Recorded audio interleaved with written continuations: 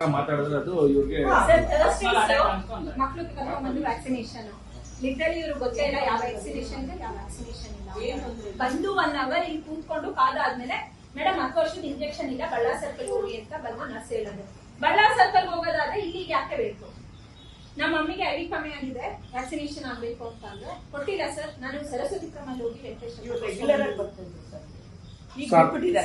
ಪೇಷಂಟ್ಗೆ ಸ್ಟೆಥೋಸ್ಕೋಪ್ ಇಟ್ಕೊಂಡು ಯಾವ ಪೇಷಂಟ್ ಆದ್ರೂ ಟೆಸ್ಟ್ ಮಾಡಿಲ್ಲ. ಇವ್ರು ಯಾಕೆ ಇವ್ರೆಂತ ಡಾಕ್ಟರ್ ಸರ್? ನೀವೇ ಹೇಳಿ ಸರ್.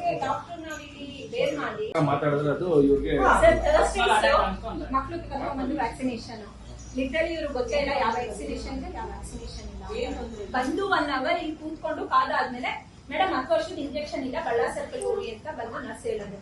ಬಳ್ಳಾರಿ ಸರ್ಕಲ್ ಹೋಗೋದಾದ್ರೆ ಇಲ್ಲಿಗೆ ಯಾಕೆ ಬೇಕು? ನಮ್ಮ ಮಮ್ಮಿಗೆ ಐಡಿ ಕಮ್ಮಿ ಆಗಿದೆ ವ್ಯಾಕ್ಸಿನೇಷನ್ ಆಗ್ಬೇಕು ಅಂತ ಅಂದ್ರೆ ಕೊಟ್ಟಿಲ್ಲ ಸರ್. ನಾನು ಸರಸ್ವತಿ ಕ್ರಮಲ್ಲಿ ಹೋಗಿ ಪೇಷಂಟ್ಗೆ ಸ್ಟೆಥೋಸ್ಕೋಪ್ ಇಟ್ಕೊಂಡು ಯಾವ ಪೇಷಂಟ್ ಆದ್ರೂ ಟೆಸ್ಟ್ ಮಾಡಿಲ್ಲ. ಇವ್ರು ಯಾಕೆ ಇವ್ರೆಂತ ಡಾಕ್ಟರ್ ಸರ್? ನೀವೇ ಹೇಳಿ ಸರ್. ಡಾಕ್ಟರ್ ನಾವಿಲ್ಲಿ ಬೇರ್ ಮಾಡಿ